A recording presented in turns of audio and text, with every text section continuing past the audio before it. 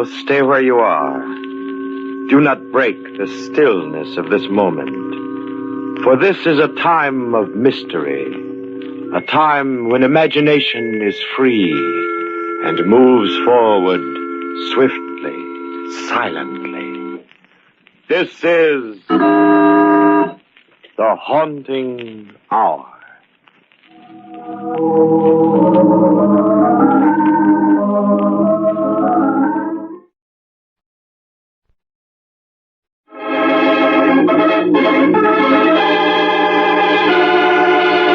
Bird of Death.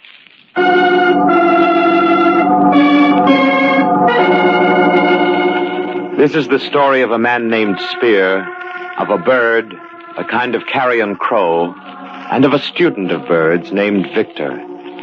This is also a story of Victor's uncle, Orin, but that comes later. At this moment, we are concerned only with the trio, Spear, Victor, and the bird of death, the crow. Watch this, Victor. I'm going to get him. I wouldn't if I were you, Spear. Got him. No, you just wounded him. He's getting away.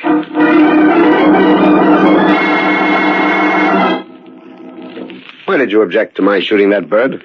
It's a member of the Corvus Coroni family, a kind of carrion crow. So what? Well, there's an old Indian tradition about those particular birds. A tradition, eh? Well, what is it? Not that I'm interested in those old superstitions. I would be if I were you, Spear. Why? Because, according to legend, it is the bird of death.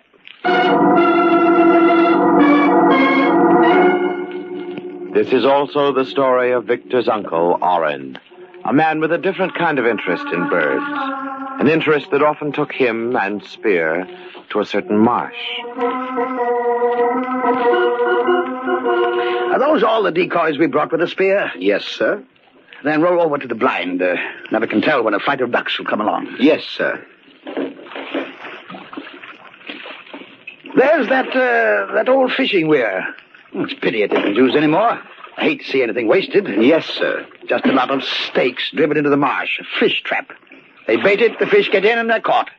Looks like an arrow from above. Yes, sir. I'm glad we put the decoys around it. It's a natural place for them. Makes the setting perfect. No duck will be suspicious of it. Yes, sir. You stop that infernal yes, sir. Can't you say anything besides yes, sir? Yeah, of course, Mr. Orin. Anything you wish. You know, you're too agreeable today, Spear. Too agreeable. There's a streak of cussedness in you. It's usually right beneath the surface, but you're covering it up today. You're covering it up real well. What's up? Why, nothing. Nothing at all, Mr. Orin. I don't know what you're talking about. You don't, eh? Well, most people don't know what the other fellow's talking about. That's what's wrong with the world. More people would. Hurry up, Spear. You're rowing as if we had all day. Yes, sir. Can't get over what a perfect setting that old fishing weir makes for our decoys. Why, the ducks will come right into the nozzles of our shotguns without suspecting there are any hunters around. It's a good setup, all right. Good. It's perfect. You know, that's what counts in the world, Spear. The setting. Give a man the right setting and he can get away with murder. Why, there's been many, Hey, Spear, you're not rowing toward the blind. No, I'm not, Mr. Orin. You're rowing toward the fishing weir. What's the big idea? It's the right setting, Mr. Orin. Give a man the right setting and he can get away with murder. You said so yourself. Murder? Murder? What are you talking about? Whose murder? Yours, Mr. Orin. You stop rowing. Now, Spear, I don't like this. That's understandable. Most of us are cowards. We flinch from death. Even wealthy men like you, Mr. Orin. Oh, stop joking. Does this shotgun look as if I'm joking? You'll notice it's pointed right at your chest, and the shotgun at close range is a pretty messy weapon, I've read. Why, you... You needn't bother looking for your shotgun. It's behind me. You haven't a chance in the world of getting it. In fact, you haven't a chance, period. Spear, you're crazy. You can't get away with this. I'll call for help. In the first place, you won't call. The instant you even try to yell, I'll pull the trigger. In the second place, who'd hear you out here in the marsh? Why, I don't... Victor, yes, that's it. Victor might hear me. He often comes out here to study bird life. Or maybe one of the servants may be around here. None of the servants will be around here today. You know Jed's too lazy to do anything he doesn't have to, and Kathy's rheumatism will keep her indoors on a day like this. But Victor... He won't be here today either. No, Mr. Orin, you'd better not count on help from your dear nephew. I've taken care of him. You killed Victor? Now, why would I do that? I only want to kill one man, and that's you, Mr. Orin. No, I saw to it that Victor received a new book on ornithology this morning. He's in his study reading about the habits of birds. The habits of birds. Birds that, according to scientists, were once reptiles. But according to science, man was also once a reptile. So the lives of the two, birds and men, may at times be interwoven. In his study, Victor muses. Birds are strange creatures. Jed, do you know that the Ardea Herodias... The what? The Ardea Herodias, the great blue heron. You mean like them that live round the marsh? Precisely. Well, the Ardea Herodias has one claw that's toothed. You don't say. I don't, but this book does. It says the middle toe is toothed. What's the bird want teeth in his middle toe for? I suppose to make it easier to hold on to the fish it catches. You've seen them catch fish, haven't you? Yeah, especially around the old fish trap in the marsh. I don't reckon I ever saw one of them lose a fish once he grabbed a hold of it. Precisely. Oh, say, I reckon there ain't much them book writers don't know. Wonder how they learn it. By observation, Jed. Oh, I tell you, this is a fine book. I just got it this morning. I don't know who sent it, but whoever did certainly knew what he was doing. It's a remarkable book. You ought to read it. Yeah, I ain't no hand at book reading. To think that a man like you or me, could learn so much about ornithology. About what, Mr. Victor? Ornithology, that's the scientific name for the study of bird life. Oh. And he learned it the right way, by watching birds in their native habitats. Yeah? The what? Where they live. What do you want to do that for? Because it's so interesting. It's fascinating. I think I'll go down to the marsh to watch the Ardea Herodias myself. Yes, that's what I'll do this very instant. I'm going to the marsh. Orin went to the marsh to kill birds. Spear went to kill Orin. Victor is going to the marsh to observe birds. Birds and men, they're all interwoven as the threads of life and of death. But why do you want to kill me, Spear? You've been my secretary almost 10 years. I've paid you well, haven't I? I've been good to you, haven't I? But not as good as I'm going to be to myself. Why, I even made a provision in my will for you. But not as big as the provision I've made in it. As you've made? What are you talking about? I've destroyed your will and substituted one to fit my own ambitions. I'm going to inherit quite a piece of your estate. So you won't get away with it? You'll be found out. Do you think so? How many years have I been signing your name to letters? About 8. Has anyone ever detected that it isn't your signature? Fine. No, that is... Exactly. No one will ever suspect the will is a forgery. Simple, isn't it? But it is never simple, Spear. You're quite philosophic for a man who is about to die. But you overlook the fact that I've planned this carefully for 5 years. I know every detail of what I'm going to do. There isn't a chance of a slip-up. The perfect crime, eh? Yes, I suppose you can call it that. Everything will go just as I planned it, Mr. Orin. With your money, I'll be on Easy Street the rest of my life. I'm not dead yet. I'll take care of that in a moment, sir. There are easier ways of making money, Spear. I like this way better. Incidentally, that's where you're going to be buried, Mr. Orin. Over there at the fishing weir. Take a good look at it. Not every man gets a chance to see his future grave. No, not every man gets a chance to see his future grave. But every man has his own hopes of averting, or at least delaying, death. Other people may inadvertently help him. For instance, right now at Orin's house, Kathy, the housekeeper, is saying... Jed, where's Mr. Victor? In his study, I reckon. You reckon. Never seen such a man for not knowing nothing. Well, ain't he in his study? No, he ain't. Would I be asking if he was there? No, I don't reckon you would. Oh, there you go, reckoning again. Can't you give a body a straight answer? What do you always want to be picking on me for, Kathy? I ain't no nursemaid to know where everybody's at all the time. Now, Jed, you keep a civil tongue in your head. Land of Goshen, you think a body said something outlandish to you. All I asked... All you asked was if I knowed where Mr. Victor is. And I said... Say, I just remembered. He said he was going out to the marsh to see... Just what I thought. He's going out to see if he can get a look at some of them wild birds he's so crazy about. Oh, I might have known it. That man will be the death of me yet. Well, what you carrying on like that for? Can a man go for a walk to the marsh without you raising a ruckus? Not without his mackinaw on a raw day like this, he can't. That poor boy'll catch his death of cold. Goshen, I don't know what folks would do if I didn't look after him. Now, you get Mr. Victor's Mackinaw and take it to him right this minute. Oh, Kathy, if he didn't take it himself, maybe it's 'cause he don't want it. Jed, you do like I say. You take Mr. Victor's Mackinaw to him right this minute.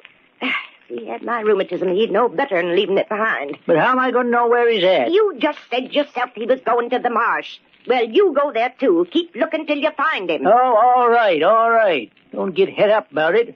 I reckon all I do around here is go traipsing around following you.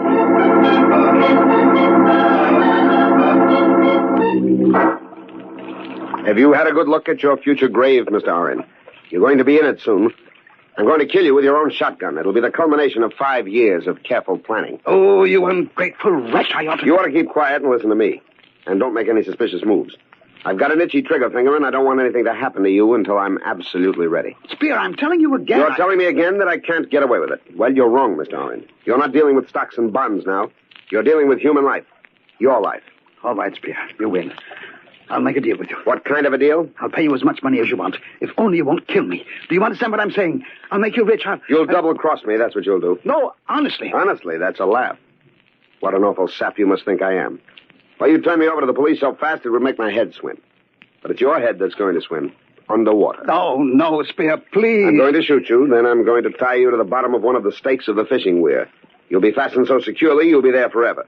No one will ever find you there. Spear, listen to me. I'll do anything you say, anything. Only don't kill me. You're stalling for time, Mr. Orin, but it won't do you any good. Listen to me. You know nothing you say will keep me from carrying out my plans. I'll sign my property over to you. I'll make it legal. You'll be rich. Now think it over. I have thought it over. For 5 years. That's a long time, Mr. Orin. Everything is just as I planned it, including your begging for mercy. I promise. I promise I'll never tell anybody about this, if only... Of course you'll never tell anybody about this. You know the old saying, dead men tell no tales. Spear, I don't want to die. No one wants to die.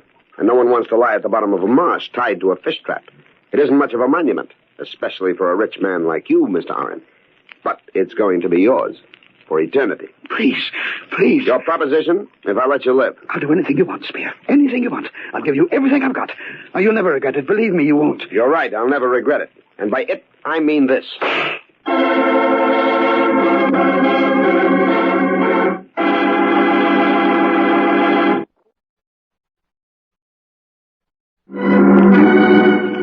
This is the story of Spear and a gun which he fired twice. The first time at a crow which he did not kill but merely crippled. The second time at his employer, Mr. Orin, whom he murdered on the spot. This is the story of Victor, Mr. Orin's nephew, a student of bird life who worries about the crippled crow and who questions Spear about the disappearance of his uncle. He does not know that Spear has fastened Mr. Orin's dead body to the bottom of an old fishing weir in the marsh. You were right, Victor. That crow was the bird of death. Of course, I don't believe in Indian superstitions, but if I hadn't shot that bird, maybe Mr. Orin wouldn't be dead now. Don't blame yourself, Spear. But what I can't understand is why we haven't been able to recover the body.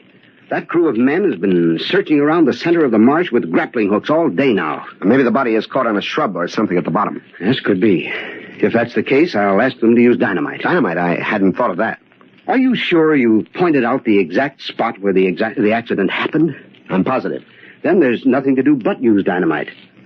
That'll dislodge anything in the immediate vicinity.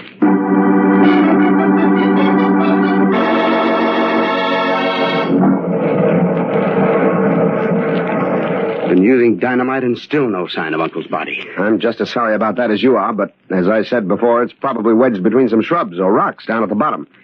These old marshes are full of them, you know. Yes. I know how you must feel, Victor, but please bear in mind it isn't easy for me either. I can understand that, your having been with him when it happened. I'll never forget it. It was terrible. Last night I dreamed about it. I felt the water closing over me as I surface dived the last time trying to find him. My hands searched in vain. I could feel the water suffocating me, and then I awoke drenched in cold sweat. Oh, if only I could have saved him. Don't blame yourself, Spear. You did everything you could. It's too bad Jed and I didn't get here about 5 minutes sooner. Then we could have helped. Yes, it's too bad. I can't get over an experienced hunter like Uncle capsizing the boat. Well, as I told you before, he was so anxious to get the duck he'd shot, he leaned way over the gunwale as he reached for it. He leaned too far. The boat turned over, plunging us both into the water. Yes, you told us about that. I tried to get him to stay in the blind while I rowed out and retrieved the bird, but no, nothing would do but for him to get into the boat with me. I asked him not to. Why? Why what? Why did you ask him not to get into the boat with you? Well, I don't really know, only... Only you had a premonition. Is that it, Spear? Well, no, that is not exactly... only there was no necessity for both of us going after the duck. I could have gotten it myself. I always have in the past when we went hunting together. But this time, things worked out differently, eh, Spear? Yes, this time things worked out differently. Maybe things like that are planned. What do you mean? Oh, fate, destiny, you know, that sort of thing. I believe everything happens according to plan. Everything.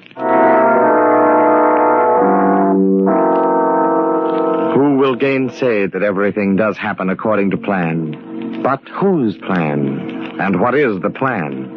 Is there no such thing as circumstance? And what part does it play in the plans a man may make?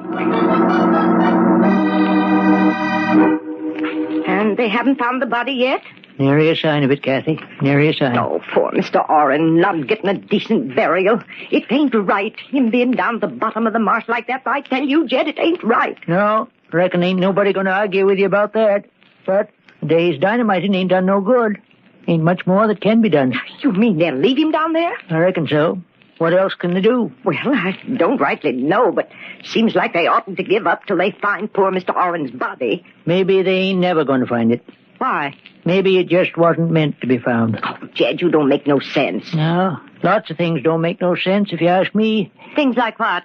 Well, I don't rightly know how to put it, but some things just don't add up. Oh, land of Goshen, Jed, you're going to drive me plumb crazy with that kind of talk.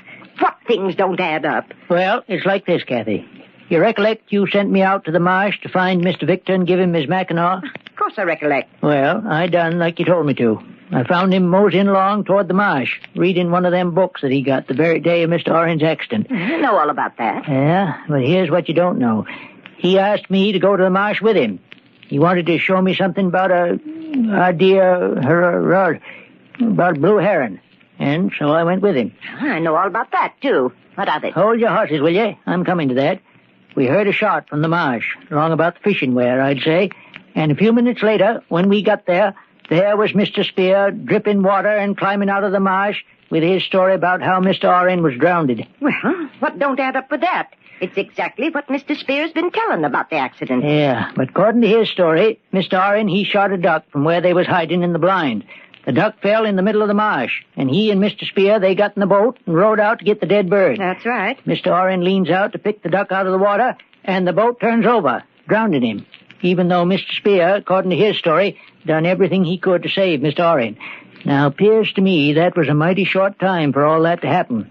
Seems like all them doings ought to take more than the 4 or 5 minutes it took me and Mr. Victor to get to the marsh and see Mr. Spear climbing out of it. Oh, land of Goshen, Jed, that kind of talk would drive a body clean out of their mind. Maybe it took you and Mr. Victor more than 4 or 5 minutes to get to the edge of the marsh. No, it didn't. And even if it didn't, that don't mean nothing. Things just naturally happen fast sometimes. Yeah, maybe. But still, it just don't set right with me. I reckon it ought to take more time than that for all them things to happen.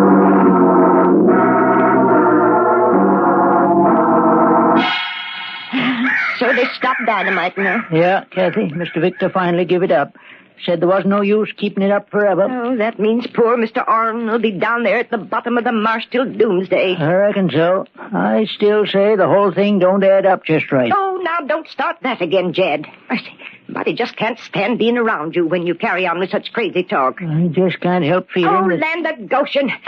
You make even my rheumatism worse for that kind of talk. All right, then, I'll keep quiet about it. But I still say... There you go again. All right. Don't get yourself het up. You and your crazy talk.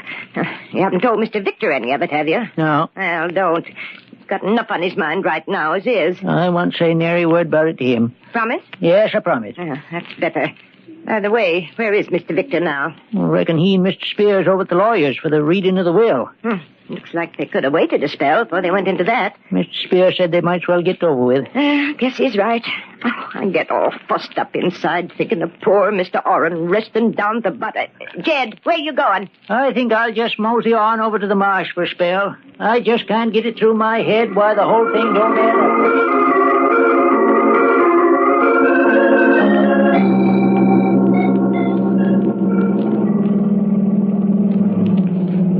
me, Victor. The contents of the will are as much of a surprise to me as they must be to you. I thought Mr. Orin would remember me, but I didn't dream he would leave me the bulk of his estate. Neither did I. I'm sorry if it upsets your plans in any way. My plans? Looks as though Uncle didn't think much of them. Then he knew about them? He knew I wanted to devote my life to ornithology. He gave me the impression he approved of it. He must have changed his mind. Evidently, but it doesn't change mine. I'm going to be an ornithologist. I played around with it before as a hobby, but I'm in dead earnest now. I'm going to start right away. In fact, right now. Now? Yes. Spear, I'm going to begin with the birds I've observed closely the last few days. But, Victor, you were at the marsh the last few days. Precisely. And there were birds there, birds I want to see again. Spear, drive as close to the marsh as you can, then we'll walk the rest of the way. If you don't mind my saying so, it sounds rather silly to me. Do you mind doing what I ask? No, I don't mind. Why should I? I don't know. But then there are other things I don't know. Things I intend to find out about. You have a gun? A what? A gun. What's the matter? Don't you understand English? Look, Victor, I can understand your being upset about the will. Well, have you got a gun or haven't you? There's a double-barrel shotgun in the back of the car. That's perfect for what I want.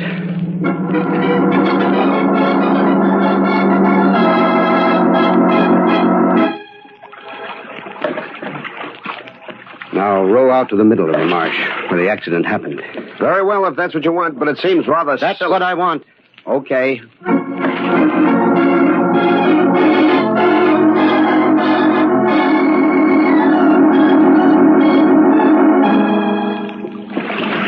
Well, here we are. Now, what's this got to do with birds? Plenty. See that buzzard of a crow sitting there on the fishing weir? The bird you crippled? Well, watch me take a shot at him. You missed him. I intended to. Killing isn't in my line. What does that crack mean? You'll know soon enough. I don't understand you, Victor. First, you try to keep me from shooting that bird. Then you take a crack at him and miss him on purpose. You must be losing your mind. On the contrary, my mind is just beginning to function. Now, Spear, I want you to row over to the fish trap. Huh? You heard me. I said row over to the fishing weir. Now, look, Victor, I've had all of this I want. You can't order me around. I'll remind you that this is a double-barrel shotgun. Only one shell has been fired, so the other barrel is still loaded, and it's pointed right at you. Do I make myself understood? Yes. All right, then. Row!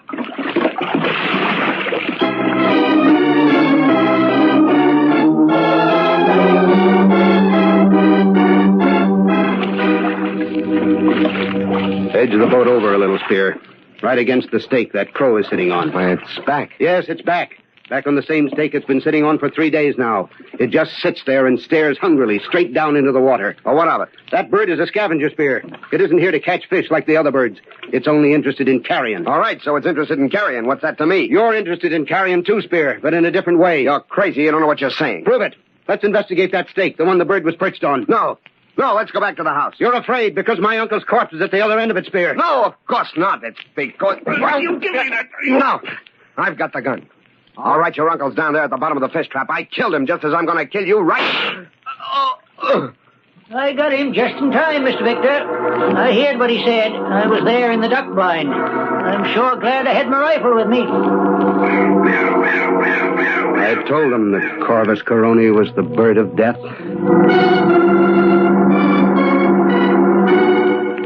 This is the story of a man named Spear, of a bird, a kind of carrion crow, of a student of bird life named Victor, and of his uncle, Orin.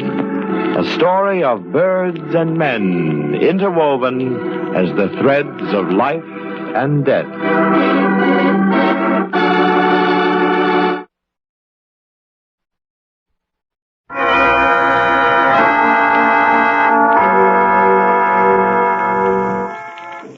From shadows and stillness, mystery weaves a spell of strangest fascination, charging the mind with doubts and fears. For mystery is a strange companion, a living memory in the haunting hour.